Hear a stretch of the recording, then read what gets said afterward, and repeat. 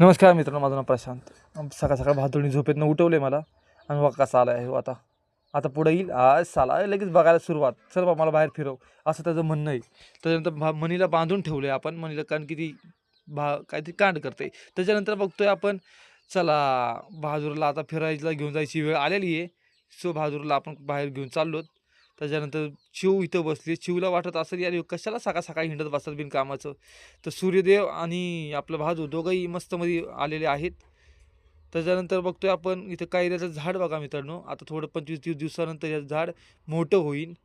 So ते कैऱ्या आपण तोडणार आहोत त्याच्यानंतर बघा, हे बघा कैऱ्या आता लहानच आहे सध्या. त्याच्यानंतर पडलं झालं, एक कैरी खाली पडलेली आहे.